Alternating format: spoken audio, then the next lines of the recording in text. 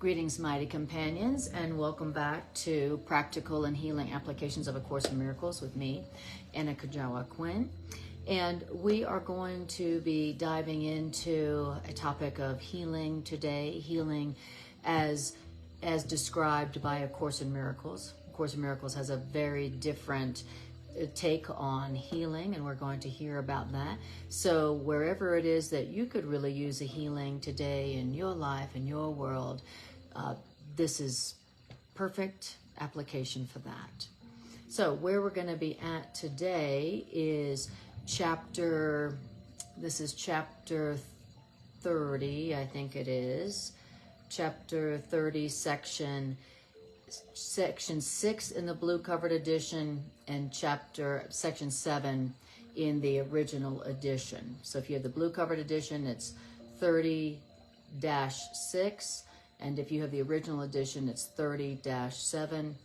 In the blue covered edition, it is called The Justification for Forgiveness. In the original edition, it's titled Forgiveness is Always Justified. So that is where we are at. And also the chapter and section is also in the video description of this. So we're going to talk about forgiveness and healing. I titled this Forgiveness Recognized as Merited Will Heal. So that's what we're going to be talking about today. So I invite you to really use this and apply this to any area of your life that you could really use a healing in, that you could really use some peace and some joy in. And don't forget, feel free to ask me any questions relative to how to apply this to whatever you're going through at this time. All right? It's called Forgiveness is Always Justified. So the first line is, anger is never justified. Attack has no foundation. It is here escape from fear begins and will be made complete. So where does escape from fear begin and will be made complete? In the idea, in the truth that anger is never justified, which means attack has no foundation. This idea is where escape from fear begins, and also where escape from fear will be made complete. So in that recognition that anger is not justified here and attack has no foundation here, that is where the beginning of your escape from fear will begin and will be made complete. Here, in this idea that anger is never justified and attack has no foundation, here is the real world given in exchange for dreams of terror. Because it is on this idea that anger is never justified, which means attack has no foundation, that forgiveness rests and is but natural. When you recognize this truth, when you recognize this fact, then the real world is given in exchange for dreams of terror, because it is on this that forgiveness rests and is but natural. Now, you are not asked to offer pardon where attack is due and would be justified. Because if you were asked to offer pardon where attack is due and where attack would be justified, then this would mean that you forgive a sin by overlooking what is really there. And when you're forgiving a sin by overlooking what is really there and what really happened, that is not forgiveness, that is not pardon. Because that would assume that by responding in a way which is not justified, that your pardon will become the answer to attack which has been made. And thus is your pardon made inappropriate. Why? Because your pardon is being granted where it's not really due.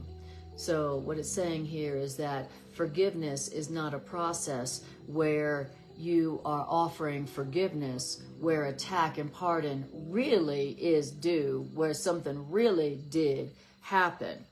That's not what real forgiveness is according to A Course in Miracles. A Course in Miracles is saying that if you're being asked to offer pardon to where a sin really has occurred, to where something has really happened that really does justify attack, then you are being asked to give forgiveness where it's not really due. So, apparently, real forgiveness isn't about overlooking what's really there and what really happened, even though it's not really deserved. That's not what real forgiveness, the healing kind of forgiveness, the kind of forgiveness that results in real deal healing, is forgiveness that doesn't go, well, you did hurt me and what you did really did happen and you really don't deserve forgiveness, but I am going to pardon you just because I'm the better of the two. That the Course in Miracles calls that fake forgiveness. The Course in Miracles actually calls it forgiveness to destroy, because that is a forgiveness that is first making the sin real and then attempting to overlook it. So Course in Miracles says that's not real forgiveness. That's not the forgiveness that really does heal. So it goes on to talk about pardon and forgiveness. And it says, pardon is always justified. Forgiveness is always justified, which means forgiveness always has a sure foundation. Hi, Bridget. Lovely to see you. So that's the truth about forgiveness, and that's the truth about pardon. Pardon always is justified, and pardon always has a sure foundation. Now, in real forgiveness, you're not forgiving the unforgivable. In real forgiveness, true forgiveness, you're not overlooking a real attack that really does call for punishment. Forgiveness, real forgiveness, the forgiveness that heals, it does not lie in being asked to make unnatural responses which are really inappropriate to what is real. That's not what is going on with real forgiveness. Instead, real forgiveness, the forgiveness that heals, real forgiveness that heals, merely asks that you respond appropriately to what is not real by not perceiving what has not occurred. That's what real forgiveness, which means real healing, is asking. Asking you to respond in this way. Now, if forgiveness were unjustified, if this is a situation where forgiveness really isn't justified because something really did happen, then you would be being asked to sacrifice your rights of your grievance when you return forgiveness for attack. But real healing, real forgiveness is merely asking you to see forgiveness as the natural reaction to distress, which rests on error and thus calls for help. That's what real forgiveness, the forgiveness that heals, is asking of you. Real forgiveness, the forgiveness that heals, is merely asking you to see forgiveness as the natural reaction to distress which rests on error, which means calls for help. So that's what real forgiveness is. Real forgiveness goes, what I'm seeing here, what's going on here is not a sin. What it is it's distress that's resting on error. What's really going on here is a call for help. That's what real forgiveness, forgiveness that heals, recognizes in what you would be calling a sin or attack. Okay? Whatever it is that you're tempted to have a grievance over. Real forgiveness, or we could say healing, is merely asking you to see that forgiveness is just a natural reaction to distress that rests on error and thus is calling for help. So real healing, real forgiveness recognizes this is just an error. This is just distress that's resting on error. This is just a call for help. That's what's really happening here. And that's what real forgiveness is asking you to recognize, wherever it is that you're perceiving an attack or a sin. Okay? Beautiful. Hi, Patty, lovely to see you. And hi, Irene, lovely to see you. And where we're at in the course is in the description of the class, in case you're looking for it. And we're about to start on paragraph 3, and it is section number 6 in the blue covered edition, and it's section number 7 in the original edition, which is the black covered edition or the purple covered edition. All right, so we're talking about fake forgiveness and what the Course calls forgiveness to destroy versus real forgiveness, that is forgiveness that does really actually heal you. Okay. So according to this section, what heals us, what is most healing, is real forgiveness, true forgiveness. And that is realizing that all that's really going on here is that there's distress happening, distress that came from someone's being in error, an error in their thinking, and that they are really calling for loving correction, or they are really calling for help. That's the process of real healing. So in this, whatever area of our life right now where we are experiencing suffering or unhappiness, according to the Course, that's an area of our life where we are not seeing forgiveness as justified. We're seeing anger and attack as justified. We're not seeing forgiveness as justified.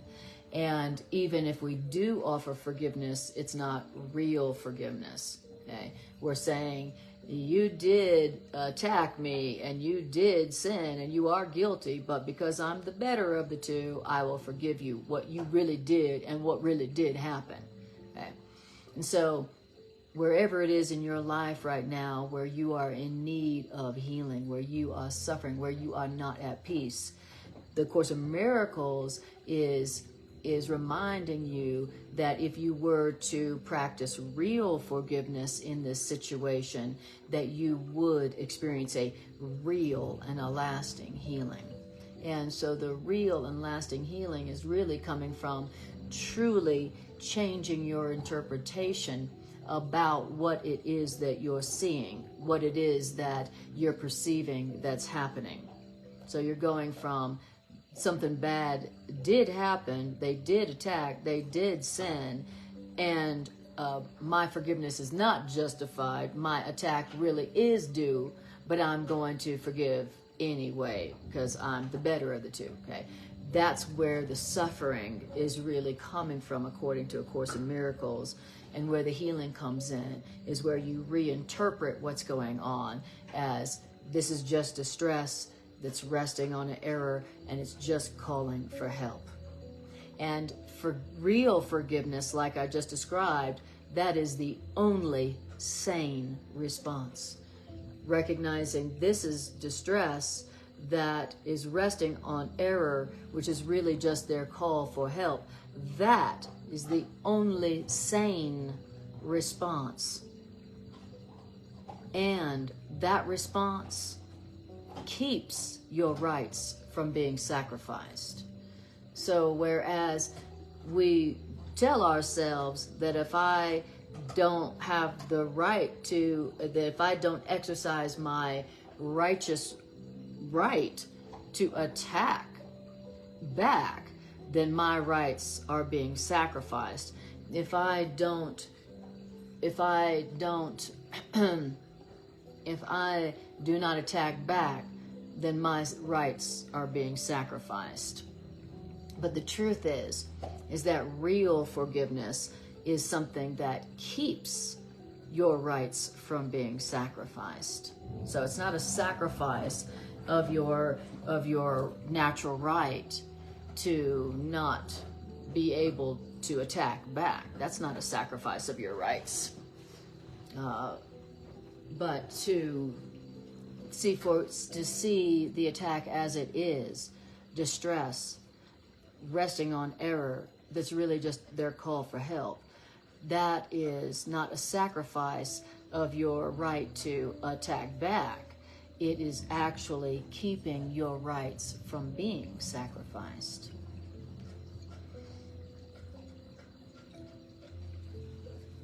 And this kind of true forgiveness, seeing their error as just distress resting on error, calling for help, that is the only sane response. Any response you make to any attack or any sin or any guilt that you perceive is an insane response. This is the only sane response that you could make to an attack that you perceive that somebody is making, where you first are telling yourself, hey, this does justify my anger, this does justify my attack. Okay. But if what you're seeing, when you experience somebody as attacking you or attacking somebody else, if you were to see that attack truly as just a distress call, a call for help, a call for love, then would you perceive that your attack and your anger is justified? When you see something, when you see an attack truly as just a distress resting on error call and the call for help, then you naturally know that anger and attack isn't justified. Okay, so that's the truth about whatever attacks that you perceive going on toward you or in the world toward somebody else. That's the truth. Okay, and thank you, Irene, for putting in the chapter in the section. Okay, we're talking about how to see attacks in such a way and how to respond to attacks in such a way that you experience real deal healing. Because if you respond to attacks in an egotistical, false way, not only are they experiencing issues, but now you have just attacked yourself. Okay. All right. Now, this understanding about forgiveness and anger and attack and all that, this understanding is the only change that lets the real world rise to take the place of dreams of terror. Wow. I love that. This is an understanding that is the only change that lets the real world rise to take the place of dreams of terror. Wonderful. Good to know what it is that allows the real world of safety and peace and joy and abundance for all to take the place of your dreams of terror and the dreams of terror in the world. This understanding is what allows your dreams of terror to be replaced by the loving world, the safe world. That is good to know. And so if you're experiencing some terror right now, this is telling us how to allow your experience of terror, that which terrifies you, to be replaced by a loving world, the real world, a world of safety and peace and joy for everyone. Good to know. Yeah. Bridget says, so true, Anna. I need help with that. My ego and mouth is quick. LOL. I am getting better. Me too, Bridget. Me too. I'm learning also and getting better at seeing attacks as they really are, and seeing them as a distress resting on error and just calling for help. You know, I'm learning to see attacks as they are, so that when I experience attack in the world, whether to me or from others to others, that I am not creating more dreams of terror myself. You know, if you look at an attack and you go, hey, that does justify my anger, and that does justify my attack, because that really did happen. And for me to forgive that would be to sacrifice my rights. Not only would the attack that I'm perceiving occur, but now I am increasing the terror in my life and in the world. So how I respond to attacks is literally determining whether I am experiencing more terror in my life and in my world or less. And I don't know about you, but I most definitely want to decrease the things that I'm terrified of. I definitely want to decrease the level of terror in my own mind, in my own life, in my world. And this is telling us how to allow our terror, the things we're terrified, to be replaced by the real world, where we're not afraid every day, all the time, of everything and everyone. Okay? You listen to the news, and what is it? It's just, here's another thing to be terrified about, and here's another thing to be terrified about. Oh, and don't forget about this. You need to be terrified about this, and don't forget about this. You need to be terrified about that. Okay? And, you know, and that's just the evening news. That's after you've even turned on the news. Okay? So the way that we respond to attack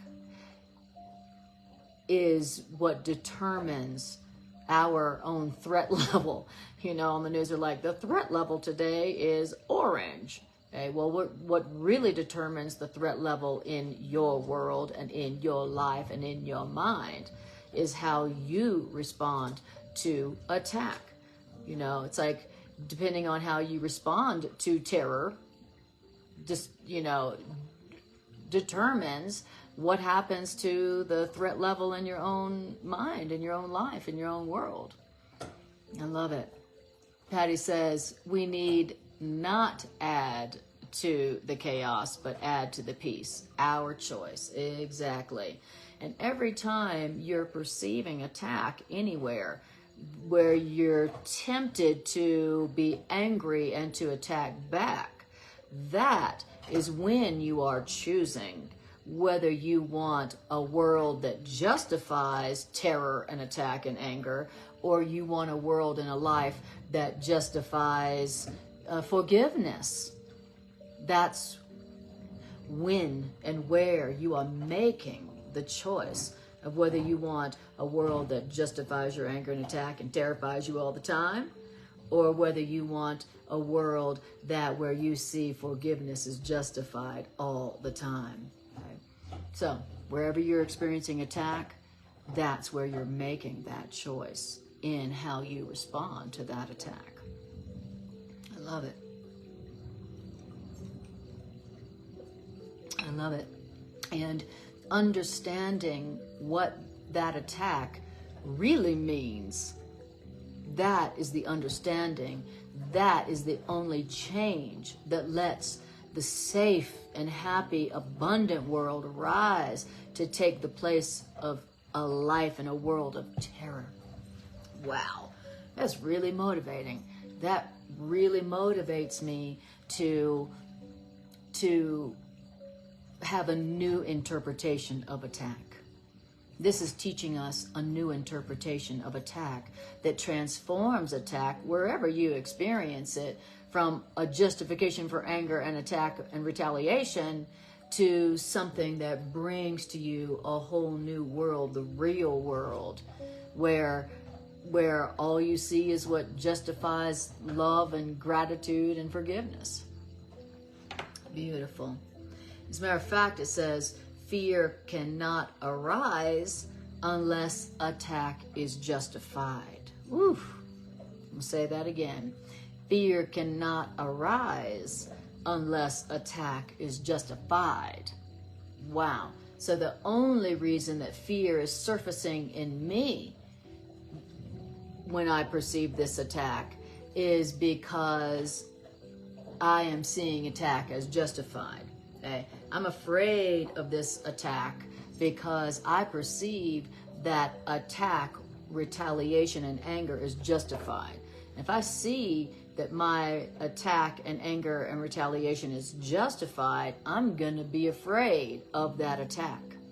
Isn't that interesting? I'm the one determining whether that attack is something that makes me afraid. Okay? I wouldn't be afraid of it if I didn't see it as a justification for anger and attack and retaliation from me. If I didn't see it as a justification for anger and attack and retaliation, I wouldn't be afraid of it. I would be like, oh, that is some distress based on their error. Really, that is their call for help. And I'm happy to be able to help.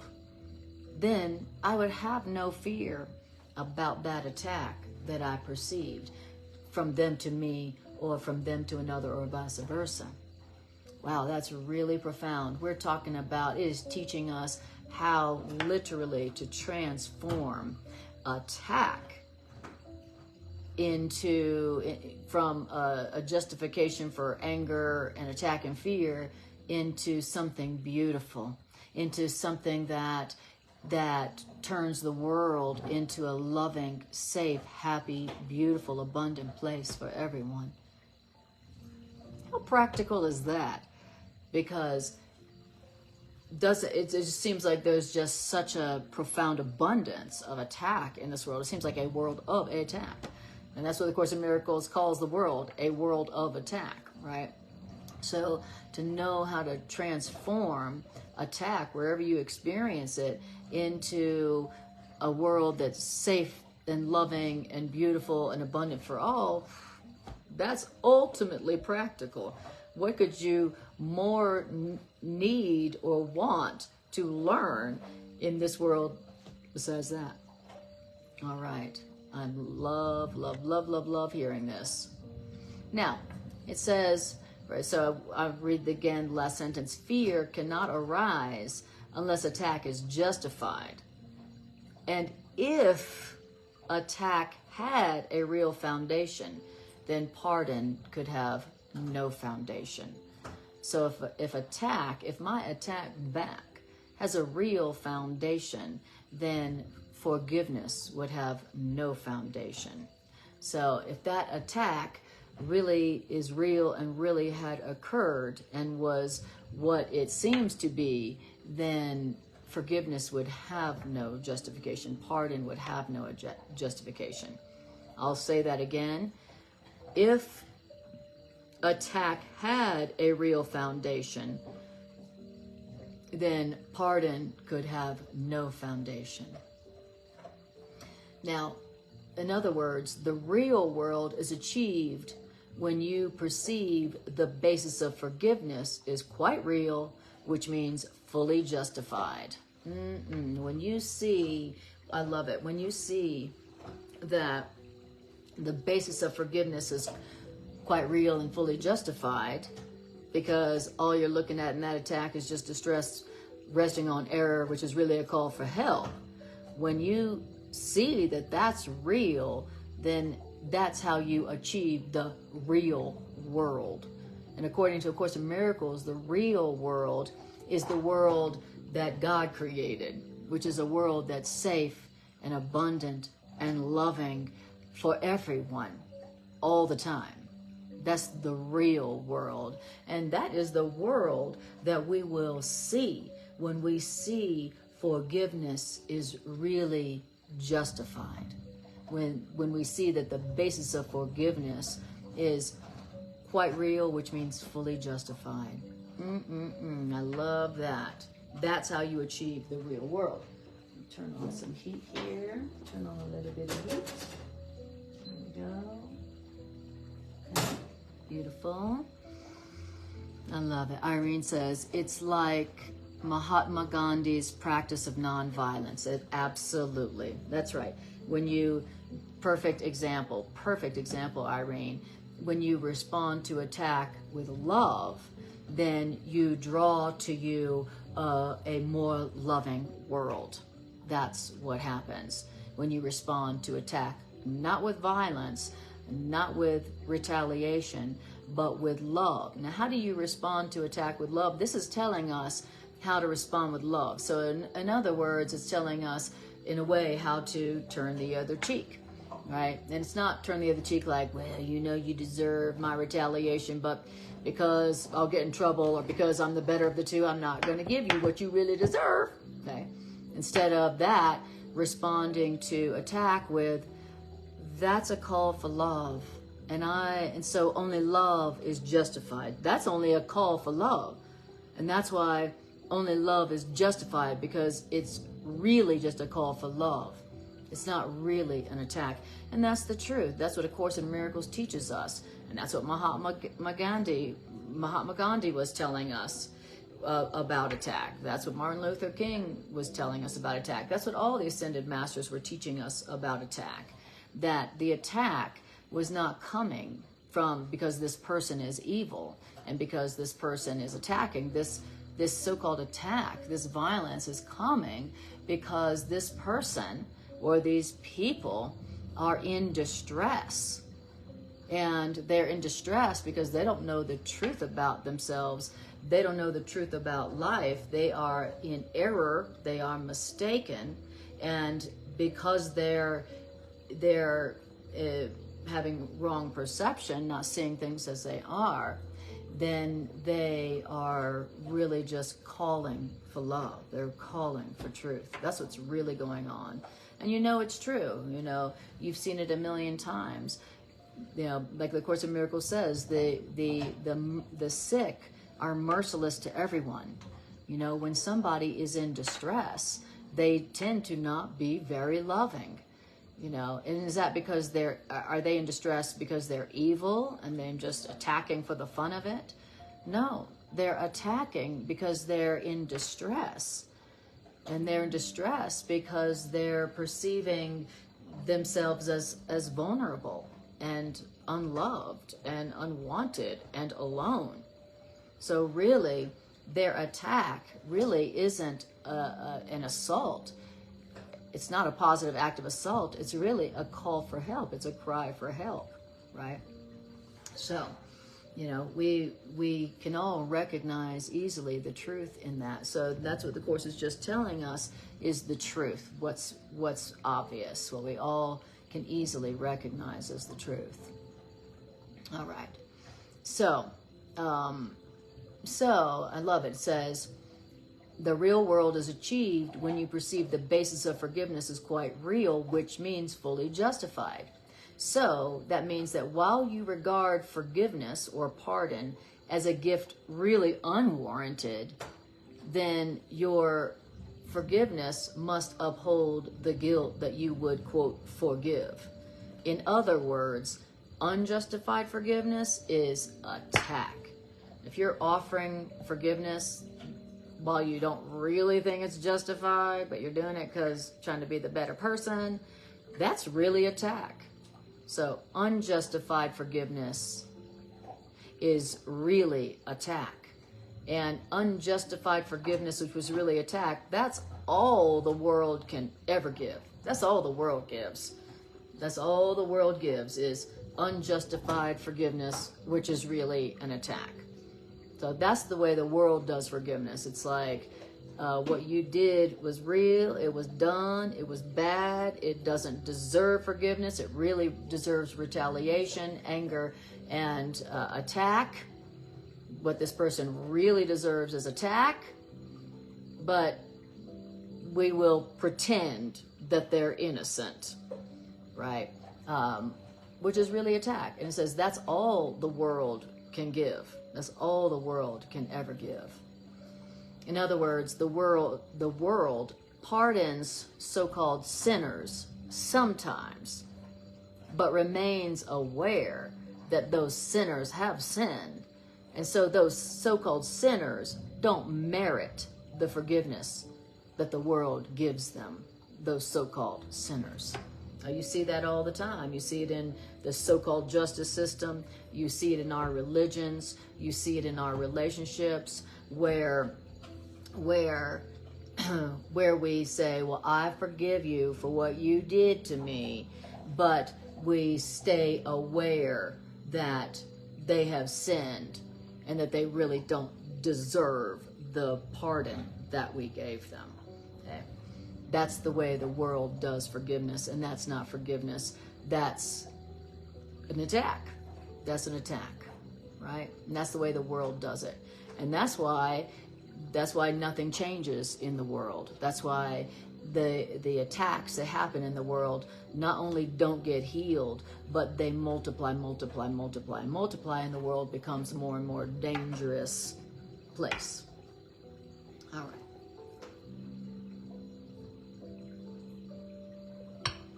All right. The way the world does forgiveness, where it pardons so-called sinners sometimes, but remains fully aware that they did sin and they don't deserve forgiveness. This is the false forgiveness, which the world employs not to heal sin and guilt, but to keep the sense of sin alive. That's what the world's doing. And to keep the sense of sin alive, the world sees sinners as sinners and gives them forgiveness without actually forgetting about the so-called sin. So that's the way the world does forgiveness. And it does forgiveness like this, not to undo the sense of sin and shame that the error came from in the first place. The way the world does forgiveness gives forgiveness not in a way that heals the distress that made that person make that mistake in the first place. The world does false forgiveness to keep the sense of sin alive. Woo-wee. So it's like, the world's like, I want to keep the sense of sin and guilt alive, but I'm going to do it in a way that looks like I'm forgiving. Aren't I smart? Says the world. And that's us too. That's how we do it as well. You know, I'm going to keep this person feeling guilty, which means I'm going to increase the distress that this person is in that made them make that mistake in the first place. And I'm going to keep that guilt alive in them. But at the same time, I'm going to make it look like I'm forgiving them and am the better of the two. Aren't I smart? Okay? That's false forgiveness. Course in Miracles calls that forgiveness to destroy. And that is a kind of forgiveness that does not heal. That's the kind of forgiveness that makes the sense of sin and guilt and shame increase, and thus the danger and the suffering and the sickness in a person's life only increase. Wow. So, now, and so we're talking about the way the world does false forgiveness, and the way the world does it in recognizing that God is fair. Now in the world, it seems impossible that God's pardon could be real. You know, when you do forgiveness like this, then it's going to look to you, and it's going to look to the world like forgiveness.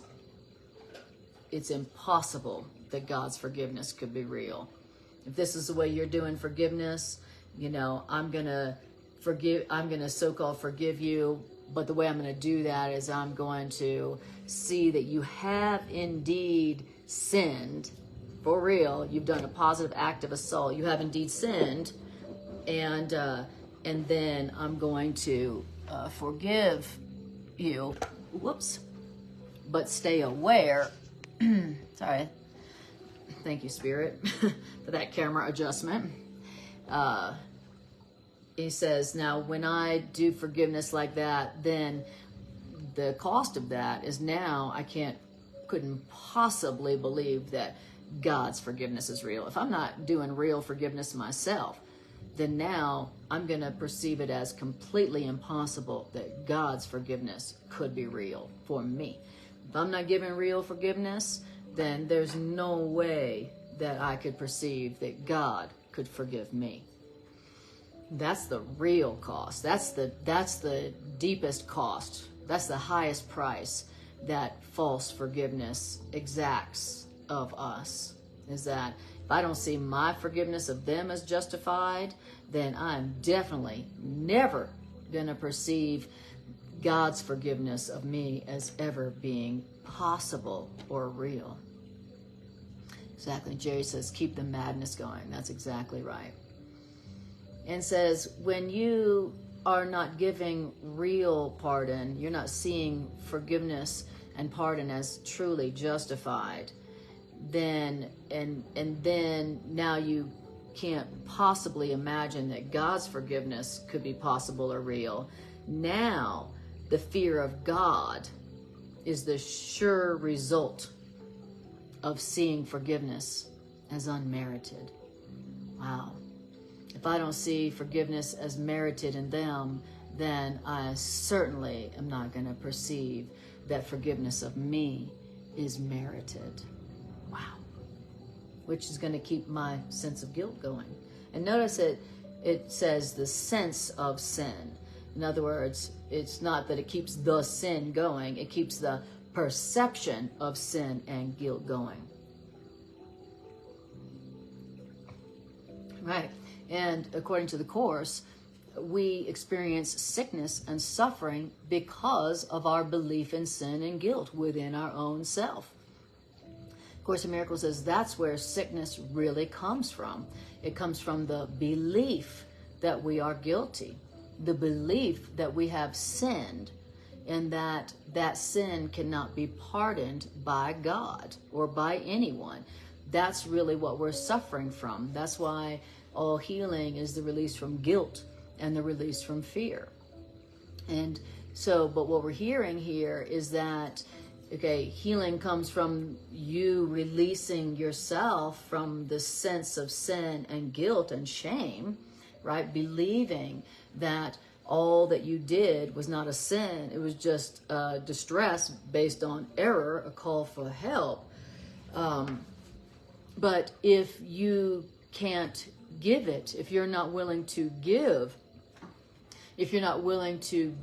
release from guilt and see release from guilt as justified in others, then you'll never be able to see your own forgiveness for your mistakes as justified, which means you will keep your sense of sin and guilt alive, and you will continue to punish yourself for that.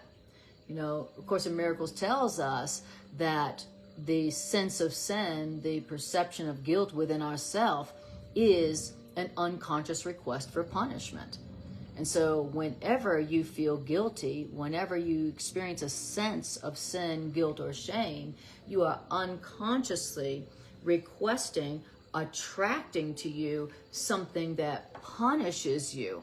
Why? Because we all have learned, whether it was from our religious systems or just being in the world, we've all learned that the only way to stamp out one's guilt is to receive the punishment. We've all learned that you only learn what not to do when you experience punishment for your mistake.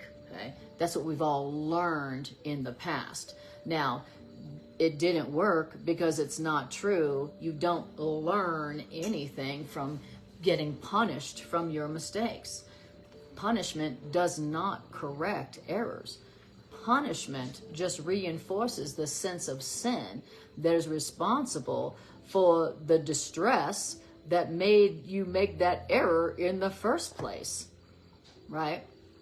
So that's what we've learned. So punishment, which means retaliation, which means attack, does not correct for sin. It doesn't correct attack. All it does is increase the sense of sin, which increases the distress, that increases the error called guilt and shame, that produces distress, that makes for that mistaken behavior in the first place. So, anger, attack, retaliation never, ever, ever evens the score or corrects. And certainly attack or punishment that you experience or that you are attracted to never, never cancels out that sense of sin, guilt, or shame that you were experiencing. Punishment doesn't work to cancel out sin.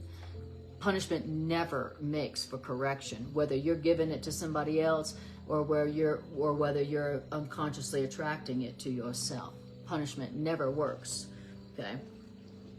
The only thing that really does cancel out the guilt and shame that was responsible for that error in the first place was forgiveness, real forgiveness that goes, it's not a sin, it's just an error that produced distress. It was just a call for help. That's all it was. It's not a sin. You know, you accepting that for yourself and you giving that to somebody else. Okay? That's the only thing that undoes the so-called sin or the attack that you are perceiving in others. Okay? Beautiful. Bridget says, yes, Anna, I agree. Beautiful. Remember, the more who agree on an idea, the stronger it becomes. So that's what we want to be doing. Whenever we hear the truth in the Course of Miracles, wherever we want to say, I agree, I join with you in that. Because when you agree and you join an idea, that idea becomes stronger in your own mind and it becomes stronger in the world as well. Beautiful. So, I love that. So, right, the fear of God is the sure result of seeing forgiveness as unmerited in others. If you don't see forgiveness as justified in this situation with this person, then you are definitely going to fear God, because you are not going to believe that God's forgiveness of you is justified, that you deserve it. That's right. That's why no one who sees himself as guilty can avoid the fear of God. If you see yourself as guilty, you cannot avoid fearing God. If you see yourself as guilty, you cannot avoid being afraid of God. Because if you see yourself as guilty, you definitely perceive that punishment is merited. And now you're going to be terrified of God, thinking that God is waiting to punish you for the sin and the guilt that you believe is real within you. Wow. So if you want to undo your own fear of God, then the only way to do that is to see forgiveness and release from guilt as merited in others, so that you can see yourself as deserving it, so that you need not fear God's retribution anymore. And you know you fear God when you don't talk to God, when you don't commune with God, when you don't ask God, what does this mean, God? Like children ask their parents, what does this mean? That's how we're supposed to be relating to God, as if God is that loving and wise Father that, you know, that we ask what things mean. You know, that's what God is. God is our loving and wise parent, who we are supposed to be asking, what does this mean? Okay? But you're not going to do that with your spirit parent, God, if you see yourself as guilty, and you see yourself as guilty because you see other people as guilty. When you see yourself as guilty, what you're saying is, I don't deserve pardon. I don't deserve forgiveness. Because if you saw yourself as deserving of forgiveness, you wouldn't feel guilty. You'd just be asking for correction from your loving spirit parent or your higher loving self. And you don't see yourself as deserving forgiveness for your errors because you don't perceive that forgiveness is merited in others. Wow. All right. Now, it says, no one who sees themselves as guilty can avoid the fear of God, but you are saved from this dilemma if you can forgive. You are saved from this dilemma about fearing God if you can forgive, if you can see forgiveness and pardon as justified, as merited, instead of attack and anger. I love that. You can see here what the whole lesson here is forgiveness. And that's what A Course in Miracles is. It's a curriculum in learning how to really forgive so that you can experience yourself as forgiven, so that you can stop being afraid of God, the source and the author, the source of your good and the author of your being. Okay? God is the source of your good. God is like the soil of you, the flower, right? So that all your nutrients, all your life force energy, it all comes from your source. Just like the flower's life force energy comes from the soil that the flower is planted in. And if you are afraid of your source, that's like the flower rejecting the nutrients and the life force energy that's in the soil that is what gives life force to the flower. So to fear your source is to fear God, is to fear the source of your life force energy and all your good and all your peace and all your love. Okay? That's why you really don't want to be afraid of God. That's not an ideal state at all. To be afraid of God is to reject all that your source is offering you all the time, constantly, unconditionally, no exceptions, no conditions. So why would you reject the source of all your good, all your blessings, all your eternal life force energy? Why would you reject that? Well, you would only reject the source of your life force energy and all your good if you were afraid of your source. And the only reason you would be afraid of your source's love and life force energy support is because you've seen other people as not deserving it because of their so-called sins. So let's stop doing that, shall we? Beautiful. Right. It says, no one who sees himself as guilty can avoid the fear of God. But you are saved from that dilemma if you can forgive, if you can see others as worthy and deserving of forgiveness and pardon instead of deserving attack. And that's because the mind must think of its creator as it looks upon itself. Your mind must think of your creator as you look upon yourself. So whatever you think about yourself, however you see yourself, that's how your mind must think of your creator. Isn't that a deep concept? So do you see yourself? Do you see yourself as loving? Do you see yourself as deserving of pardon when you are mistaken? Do you? Well, if you see yourself like that, then that's how you must think of your creator. That your creator is also forgiving and wise and loving and understanding.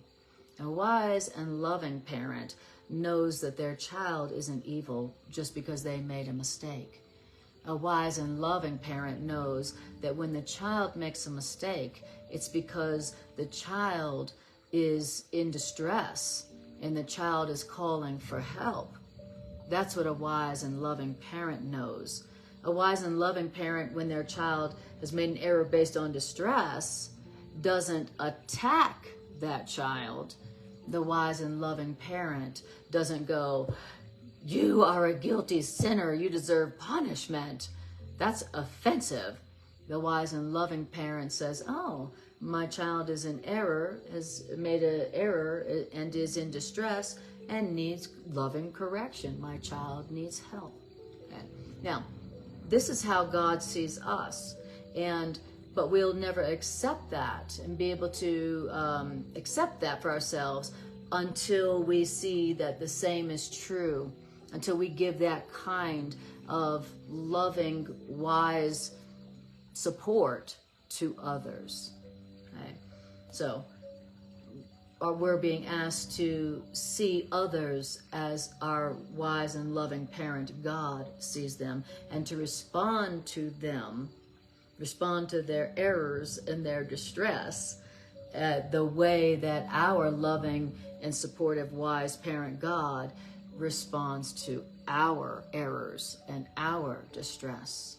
So that's what we're being asked to do, so that we can accept that love and that wisdom that corrects our errors and heals us.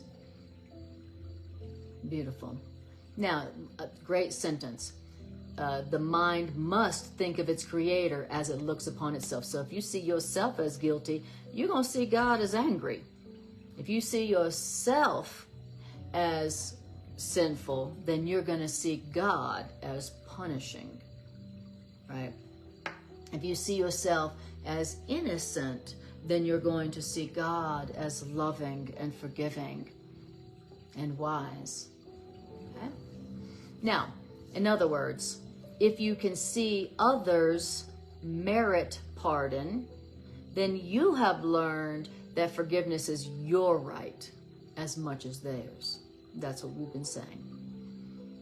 And if you can see that other people merit pardon, then you won't think that God intends for you a fearful judgment which they do not merit, because it is the truth that you can merit neither more nor less than he. So if you, what does it say? If you see others as meriting and deserving pardon and forgiveness for their errors, then you will definitely see that God believes that you merit it as well. I love it. It says, "Nor will you think that God intends for you a fearful judgment, which they don't merit, because it's the truth that you can merit neither more nor less than he." So what do you see that they deserve when they are attacking? What do you believe they deserve when they are attacking? Whether they're attacking you or attacking others, what do you believe they deserve? If you believe that they deserve attack and anger and retaliation, then you will fear God's fearful, angry judgment on you. You will fear God's retaliation on you when you make a mistake, when you are feeling guilty, and when you are in distress because you yourself are in error. So, wow, that's why other people are your saviors, because if you can see that they deserve pardon and forgiveness, and if you can see that they're not guilty just because they made a mistake and that their mistake is not a sin, if you can see that in others, if you're willing to see it, then you will stop fearing God's angry, retaliative judgment on you. It's like the saying, judge not that ye be not judged. If you don't want to fear God's judgment, then don't see others as deserving of attack and anger and judgment. Beautiful. All right, that was paragraph 2. In other words, paragraph 5, forgiveness recognized as merited will heal you. Okay? When you see forgiveness as deserved, when you see pardon as deserved, then you will experience a healing. You will be healed. Why? Because what is healing? Healing is, I believe that I deserve forgiveness for my error that came from my distress, that was really just my call for help. Okay? When you see that in yourself, you will experience a healing. That's where healing really comes from. Healing is, I was just mistaken, and I am innocent. I'm not guilty. I just made an error because I was in distress, and I was just calling for help. And when you can see that about your own errors, when you can see that about the things you've been tempted to feel very guilty and ashamed of, then that is the healing of the shame and the guilt. And the healing of the shame and guilt, that is the real source of healing, lasting healing. So that's why it says, forgiveness recognized as merited will heal. So notice how in the original edition, the word recognized is underlined. So it's not when you give forgiveness, you be healed. It's when you recognize that pardon is merited. It is deserved. When you recognize that forgiveness is deserved, then you will experience a healing yourself. So see the difference? One is like, all right, I'll give you some forgiveness, even though you don't deserve it, and I'm going to remember what you did. Okay? That doesn't heal you. You know, it's not about you giving forgiveness where someone doesn't deserve it. It's when you recognize that forgiveness is deserved, it is merited. That's when you experience your release from guilt and shame and a sense of sin that is unconsciously getting you to be attracted to that which hurts you or that which makes you sick and suffer. So, forgiveness recognized as merited will heal you. Okay. Now, it says, for real forgiveness gives the miracle its strength to overlook the sickness and the suffering and the sense of sin and shame. Forgiveness gives the miracle its strength to overlook the so-called sins, the so-called attacks. I'll say it again. Real forgiveness gives the miracle its strength to overlook the attack. And this is how you learn that you must be forgiven too. There can be no appearance that cannot be overlooked by real forgiveness. There is no attack that cannot be overlooked. Wow. There can be no attack that cannot be overlooked. Because if there were an attack that could not be pardoned, that could not be overlooked, then it would be necessary first that there be some sin which stands beyond forgiveness. If there was some attack that could not be overlooked or forgiven, then there would be an error that is more than a mistake. There would be a special form of error which remains unchangeable. There would be an error that remained eternal, which means beyond correction or escape. If there was one attack that could not be forgiven, that could not be pardoned and overlooked, then there would be one mistake which had the power to undo creation and to make a world which could replace creation and destroy the will of God. If there was one attack that could not be overlooked, that could not be forgiven, that could not be correctly perceived, That's what that would mean. And that's what how A Course in Miracles defines sin. That an error that cannot be correctly perceived, that cannot be overlooked, that cannot be pardoned, that cannot be forgiven, that even God would be powerless to undo. Okay? Which means there would be one error, one sin that could overthrow God. That's what that means. If there is one attack, one sin that could not be pardoned, that could not be correctly interpreted as just an error, that is really just a call for love. Okay. So it says, now only if this were possible, could there be some attacks, some sins, which could withstand the miracle, which means not be healed by it. There is no attack. There is no sin. There is no problem that cannot be overlooked, that cannot be pardoned, that cannot be seen correctly by love and thus undone. There is nothing.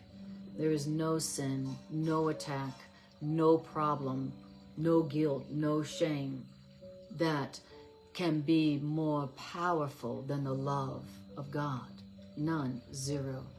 Or else there'd be one error, one sin, one attack that could be more powerful than God. And that doesn't make any sense. And thank God that's not true. Which means there's no error, no sin, no attack, no problem that cannot be healed by love, by truth. All right, you guys hold on a minute. I'm gonna let the dogs out.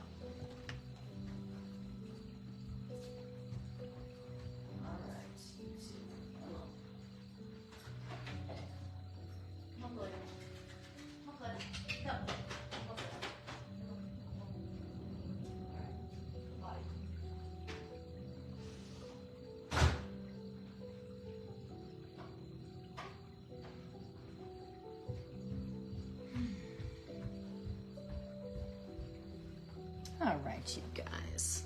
Let the dogs out. Beautiful. How we doing out there? All right. I love what this is saying. It is so reassuring. It's really reminding me about how to heal. What is real healing? And real healing has nothing to do with something that you get from the outside and put on the inside of your body.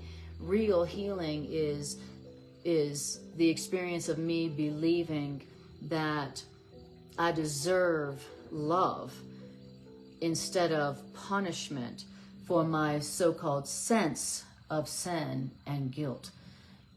And that comes when I see other people as deserving, meriting pardon and forgiveness, realizing that whatever attack they have done is just an error resting on, it's just distress resting on error, which is really just a call for love, and recognizing that pardon is justified, that forgiveness is justified in them, which enables me to see that I deserve forgiveness for my distress based on an error that was really my call for love, that made me do a behavior that was unloving and unwise.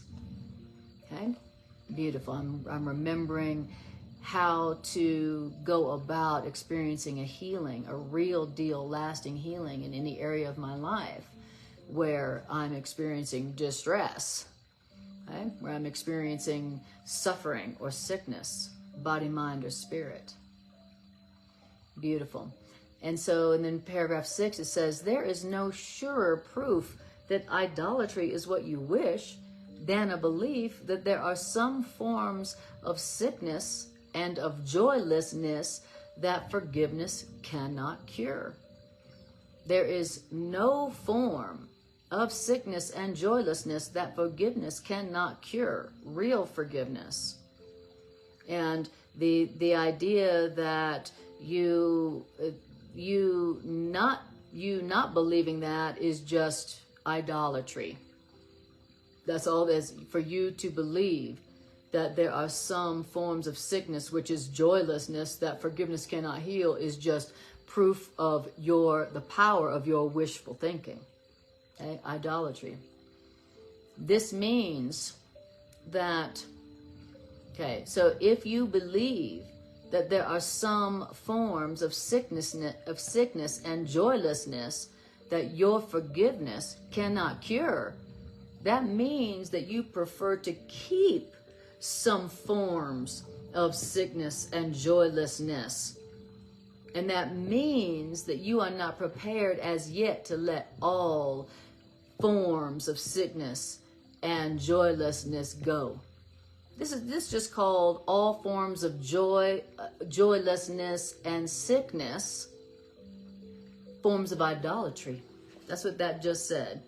All forms of sickness and joylessness are idols. That's you wanting something to be true. You worshiping an idea that's not real. That's not true. That's what sickness is. It also told us that sickness and joy and joylessness are one. Where you are sick is where you are joyless. And all forms of sickness, all forms of joylessness are idols, beliefs that you are worshiping that are not true. And to believe that all forms of sickness and joylessness can't be cured by real forgiveness is also you worshiping ideas that aren't true. Idolatry. Wow. And I love that sickness, you could say that sickness is a joylessness. Wherever you're sick is where you are not experiencing joy, which is where you are feeling a sense of sin and believing that you deserve punishment because that's what you believe about others. Now, it says, right, and if you believe that there are some forms of sickness and joylessness that forgiveness cannot cure, then you obviously think that some appearances are real and not appearances at all. So he's saying that sickness and joylessness, sin and guilt are all appearances. It's also saying that you believe that attack is that there are some attacks that are real and not appearances at all. Well, don't be deceived about the meaning of a fixed belief that some attacks or some appearances are harder to look past than other attacks are. Okay? Isn't that what we believe? There are some attacks that are definitely harder to look past or forgive than others are. That's what we believe. But when you believe that there are some forms of sickness and joylessness, when you believe that there are some attacks that are harder to look past than other attacks, it always means that you think forgiveness must be limited. And that means you have set a goal of partial pardon, which means you have set a limited escape from guilt for you. That's what that means. Beautiful. Yes. Patty says, this is beautiful. Need to remember real forgiveness. Amen to that. Need to remember that real forgiveness is real and lasting healing. That's the healing I really need. That's what I need to remember. Because, you know, when I'm experiencing a need for healing, very often I forget this and go, oh, I need to go take some supplements.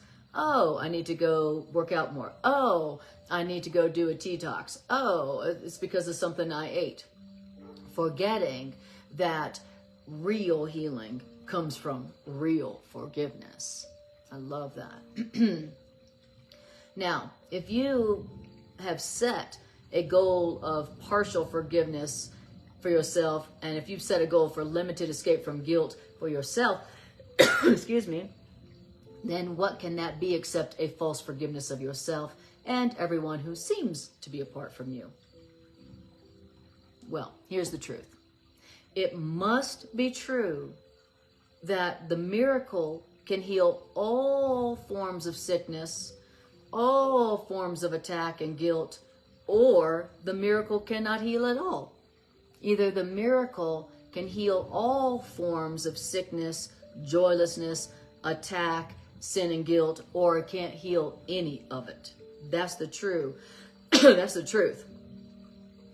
The miracle, which is a right thought, the miracle, which is forgiveness, forgiveness's purpose cannot be to judge which forms of sin and guilt are real and which appearances are true. If one attack must remain apart from healing, then one illusion must be part of truth. And then that would have to mean that you could not escape all guilt, but only some of it sometimes. And that's why you, excuse me, my ego just jumped in my throat. Stop talking. Well,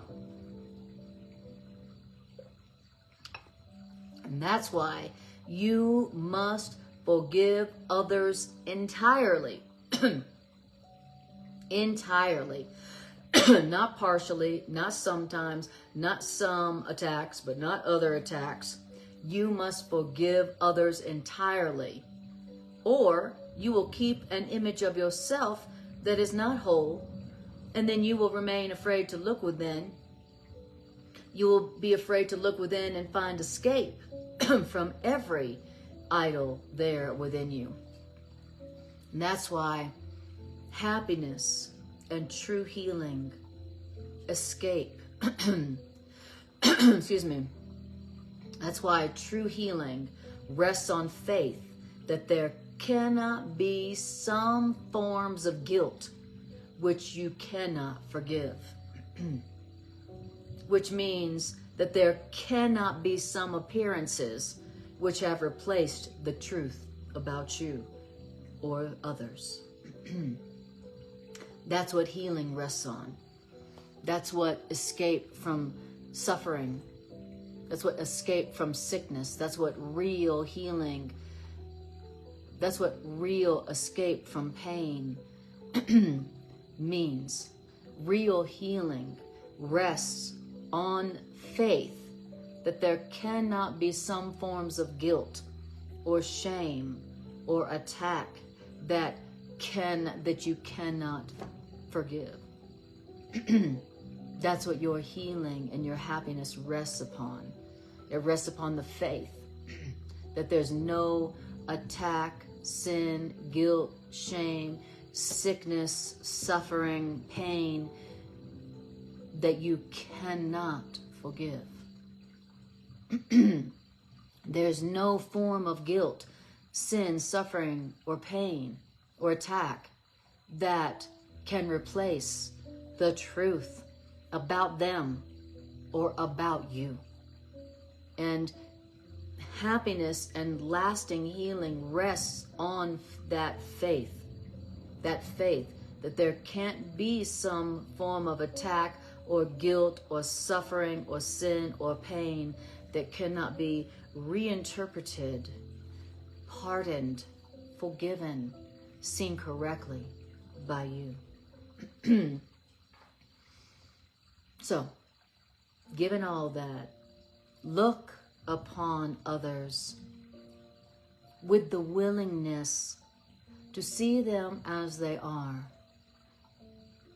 which means don't keep a part of them outside your willingness that they be pardoned, that they be forgiven, that they be healed. What does it say? Don't keep a part of them outside of your willingness, that they be pardoned, that they be forgiven, that they be healed.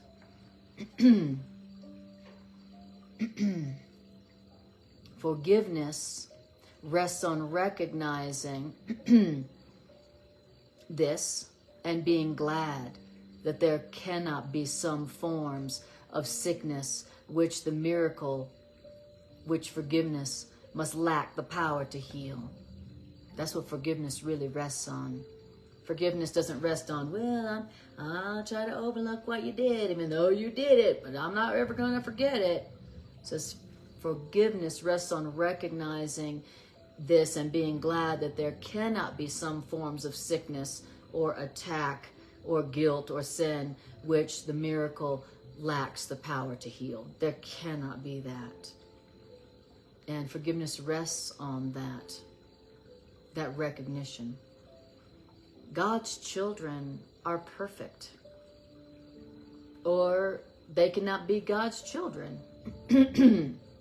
That's the truth. Nor will you know God's children, nor will you know others if you think they don't merit the escape from guilt in all its forms and all its consequences. God's children are perfect, and you won't know them, you won't recognize them if you don't think they merit escape from guilt in all its forms and all its consequences. So to say you can't know somebody and perceive them as guilty, you can't. God's children are guiltless. They are sinless. That is how God created God's creations. That's reality. That's the way it is. And you will not be able to know them if you see even one of them as if they don't merit the escape from all guilt in all its forms and all its consequences.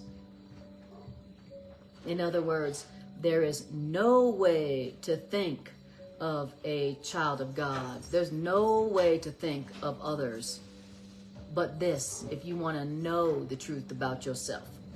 So I'll say that again. There is no way to think of others but this, if you want to know the truth about yourself. Do you want to know the truth about yourself? Do you? Do you want to know the truth about yourself? There's only one way to know the truth about yourself. There's only one way to know the guiltless, sinless, innocent, perfect, beautiful, whole, and complete truth about yourself.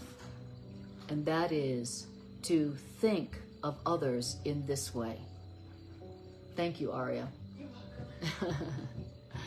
Beautiful. Oh, I love it. Thank you, Elizabeth. Elizabeth says, thank you. Of course, this message is a gift. Absolutely. I mean, what's not practical about this lesson? But I say that about all the sections of A Course in Miracles, right? A Course in Miracles is the most practical healing device that I know of in the world, that I've ever experienced it. So,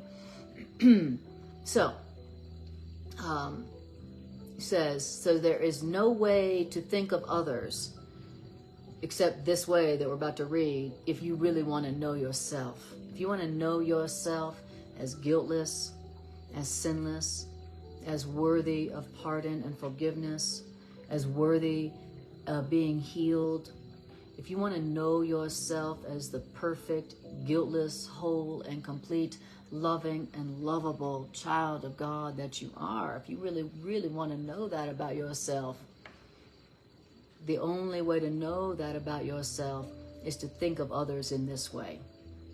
What way? This way. I thank you, God, for your perfect creation, and in this person's glory will I see my own. I thank you, God, for your perfect creation, and in their innocence will I see my own. There's no way to know the truth about yourself and to accept the truth about yourself besides thanking God for others, thanking God for the perfection of others, thanking God for the innocence and the guiltlessness of others, realizing that in their innocence and guiltlessness will you see your own. So I'll say that again. There is no way to think of them but this, if you want to know the truth about yourself. I thank you, God, for your perfect and sinless child. Put their name in it. And in their sinlessness, in their guiltlessness, will I see my own. There's no way to think of them but this, if you want to know the truth about yourself. And here is the joyous statement that there are no forms of evil which can overcome the love of God, which is the glad acknowledgement that guilt has not succeeded by your wish to make sin real. And what is this except a simple statement of the truth? So look upon each other with this hope in you. Look upon each other with this hope in you. And then you will understand that they could not make an error that could change the truth in them. It's not difficult to overlook mistakes that have been given no effects. But what you see as having power to make an idol guilty something of another, you will not pardon. What you see as having power to make guilty a child of God, you won't pardon, because now that person has become a graven image to you,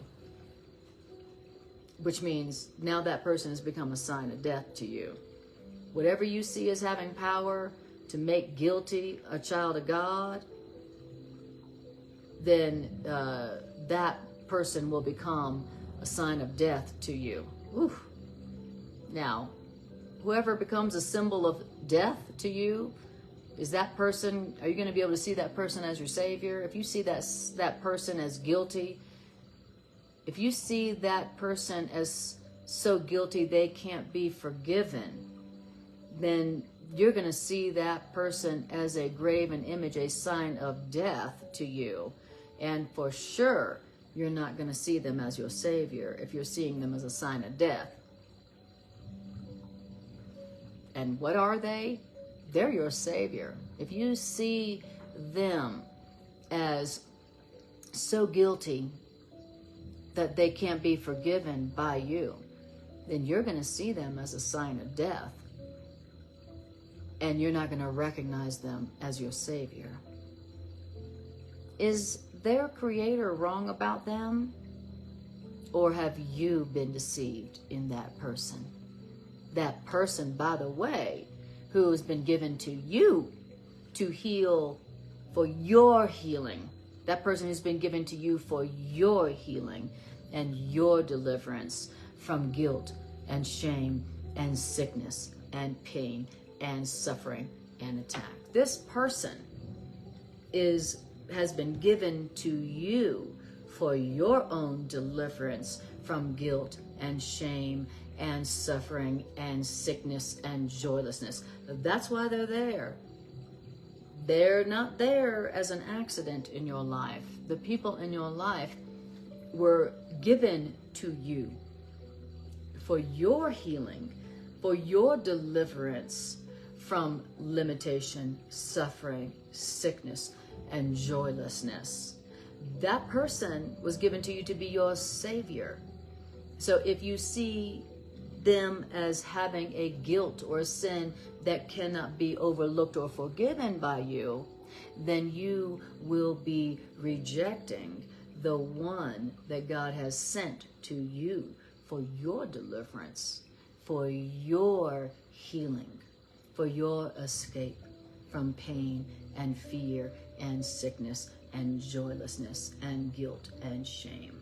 So, if you want to experience the truth about yourself, then the way to see, all right, that's some great effects there. I love it. If you want to see, if you want to know the truth about yourself how innocent and beautiful and holy and powerful and limitless and loving and lovable that you really are, then you've got to be willing to see that in others and thank their Creator for them, for their innocence, for their guiltlessness.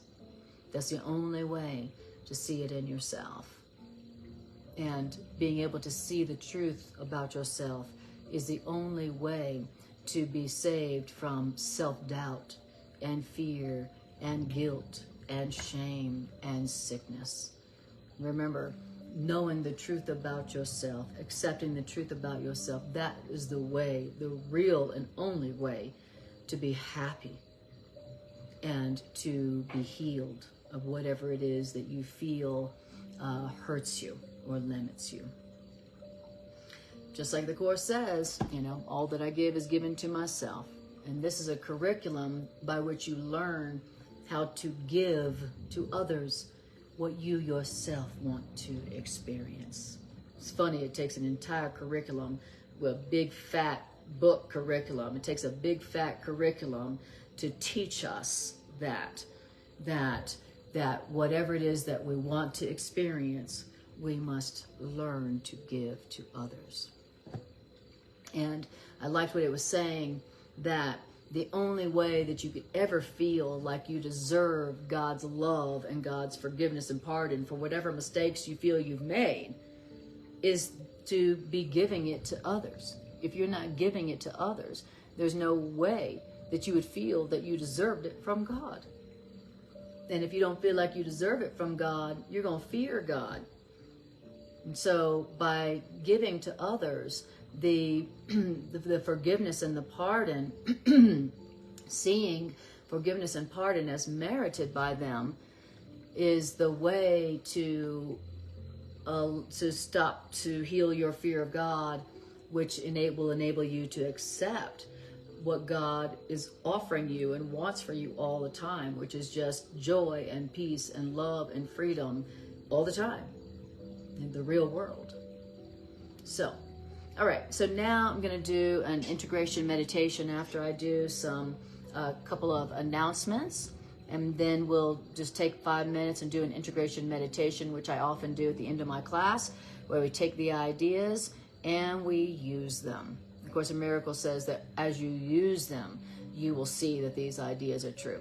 So we're going to use them in your life. We're going to apply these ideas to wherever you've got some sickness or suffering or guilt or shame, limitation going on, and so that you can experience the truth of them and experience the release, the deliverance that they really do offer. Okay? That's what we're going to do. All right. Beautiful. Thank you, Jerry. I love it. Thank you, Elizabeth. Okay. Great. So announcements are, as you can see, my Monday classes, Practical Healing Applications of A Course in Miracles. I'm only doing live on Facebook live stream. Maybe I'll also be doing it YouTube live stream at some point. But I'm only doing it online for the winter. I live on a mountaintop right now. And so because I live on a mountaintop, every Monday it snows. And so I'm just doing it online for the winter, and then I'll go back to the Rocky Mountain Miracle Center and do it in person come spring and summer and fall. So that's new. And then also Greg and I do 2 Facebook live streams a week, and then the title of it is Transforming Relationships Through A Course in Miracles, where we take these ideas and we apply it to our relationship and our relationships, and we support you in doing the same. And what could be more practical and healing than taking these ideas and using them in all of your relationships? And Greg and I do that every Sunday and Tuesday at 7 p.m. Mountain Time, live on my Facebook page. And then after we film the class on Facebook, then I transfer the Facebook classes to my YouTube channel. So if you would like a way to watch my videos and mine and Greg's classes in an easy way, easier than going to my Facebook page, then just go to my YouTube page, which is just my name, Anna Kajawa, and you can watch those classes in a very easy way. And if you would like to support this miracle ministry, then you can share this live stream on your Facebook or social media page. Or if you're watching this on my YouTube channel and you would like to support this ministry, or just increase the extension of these ideas out into the world, then like, share, and subscribe. The more you like, share, and subscribe, the more the algorithm pushes these classes out to other YouTube subscribers. So thank you for doing that. I thank you, and the world thanks you, because what does the world need more for peace and healing and unity than these ideas? What could the world need more? So thank you for doing your part in extending these loving and healing ideas to the world. All right, so I want you to close your eyes and take a breath. If you're not operating heavy machinery right now, close your eyes and take a breath.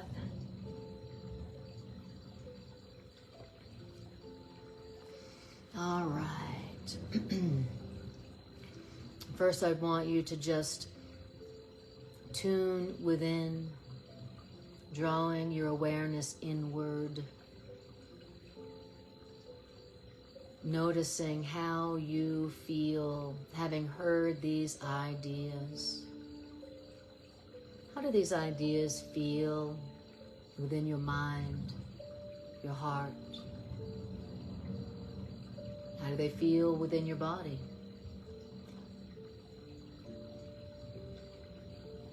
And take another breath.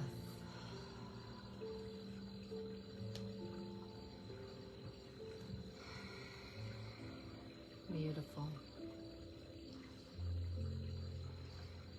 Now I want you to bring to your awareness a relationship in which you were experiencing someone's attack, whether they were attacking you in your perception, or whether they were or are attacking someone else. I want you to see that person in your mind's eye.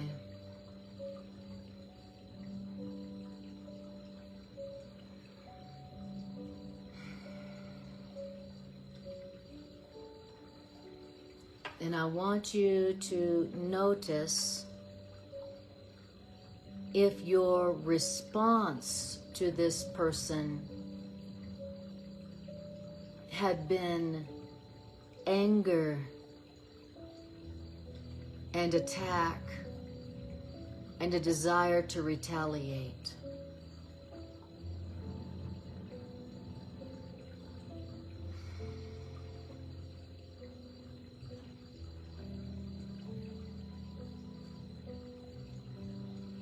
Beautiful.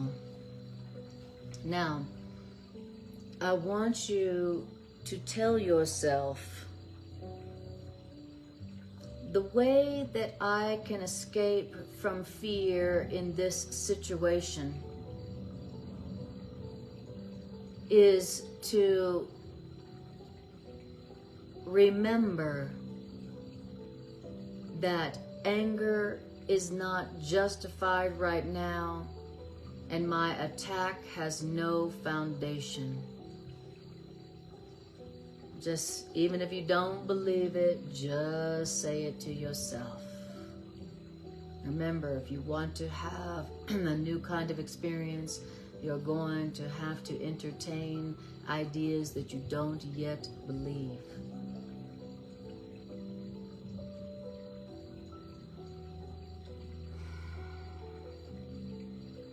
Now, I want you to tell yourself that my anger is not justified here.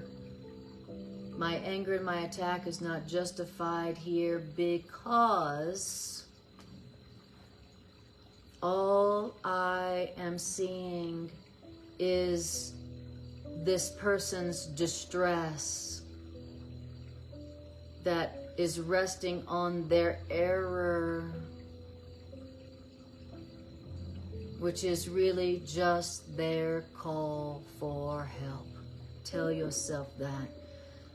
All I'm seeing here is their distress that came from their error, which is really just their call for help.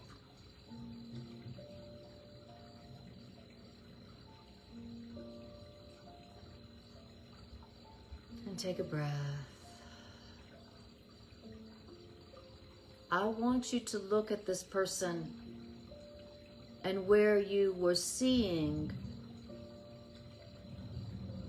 them as evil, where you were seeing their attack on you.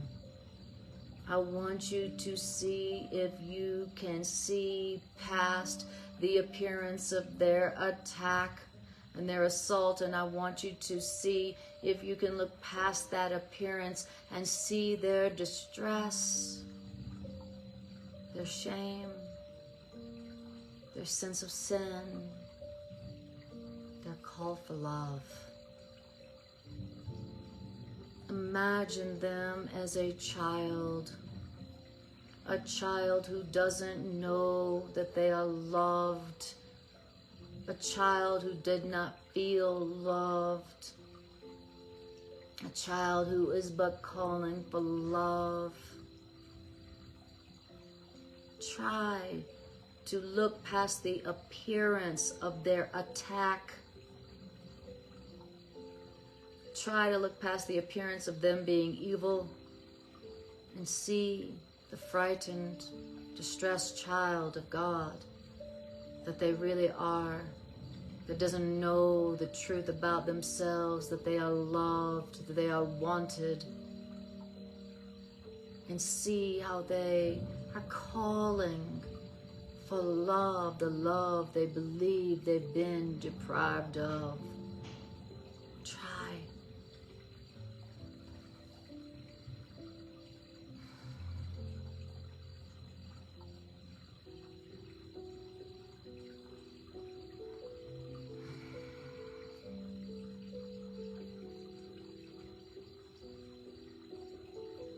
I want you to keep looking at them, and I want you to see if you can see that this person is just like you. They believe that they are guilty because they learned that they were guilty. This person believes that they deserve punishment because they are guilty, because they learned that, just like you.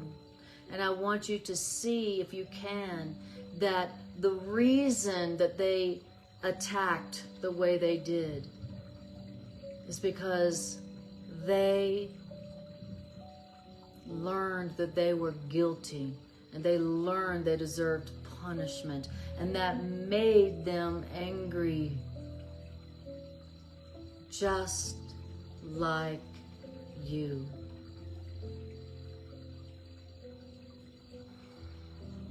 And I want you to look at them, and I want you to see that their forgiveness, their pardon is justified. That they deserve to be forgiven for their mistake. Because if they had learned better, they would have done better, just like you.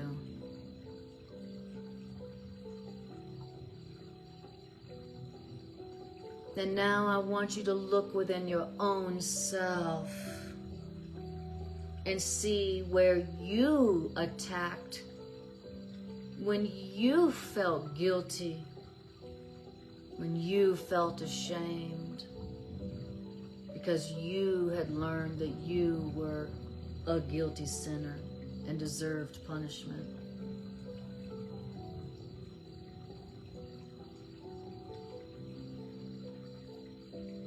And now I want you to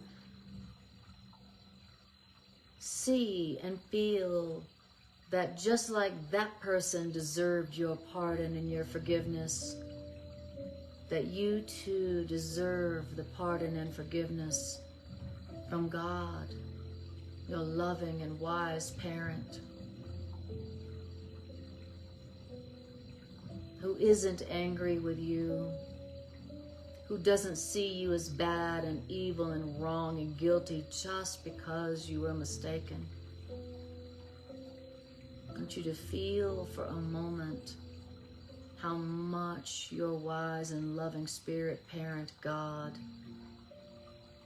still loves you, still sees you as worthy of only love. Doesn't hate you, doesn't want to punish you. See and feel how your wise spirit parent, God, only wants you to accept its love. That's it.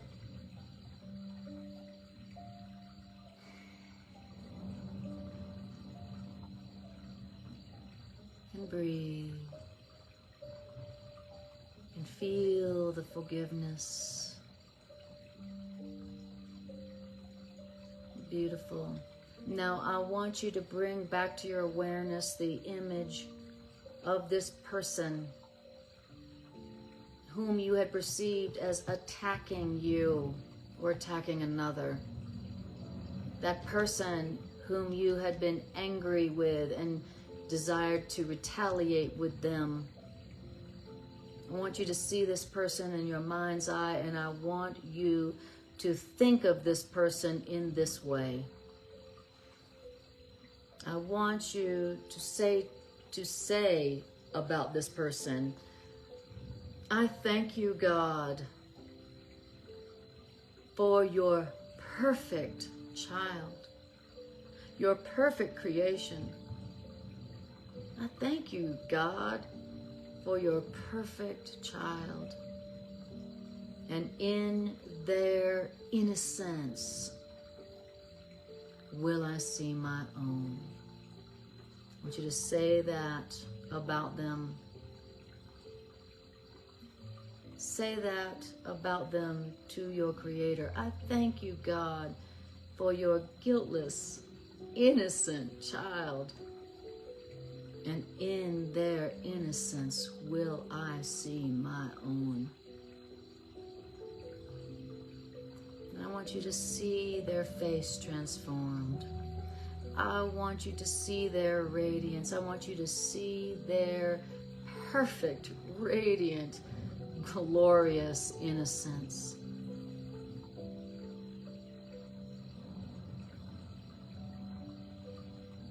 And as you see that, I want you to feel that and see that in yourself as well.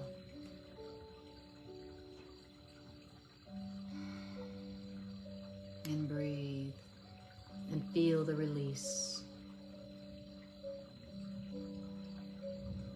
Feel yourself being released from your sickness and your joylessness and your guilt and your shame, your sense of sin. Feel yourself feeling like the innocent child of God that you are. And that even though you made mistakes, it never changed who you really are as a beautiful, loving and lovable child of light, child of God. Feel the release. Feel your deliverance happening. Feel your freedom from pain. Feel your freedom and your deliverance from fear happening.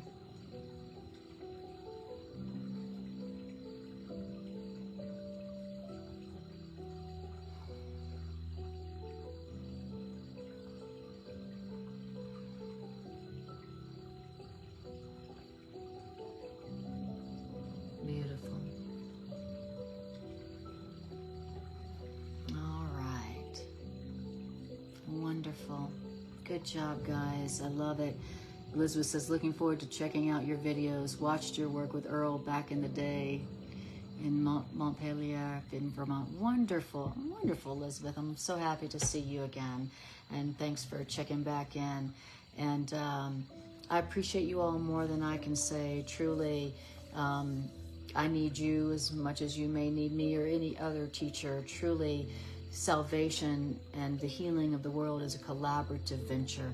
And I thank you for your desire for truth and healing, and for your willingness to join with me in doing this work for the healing of mankind.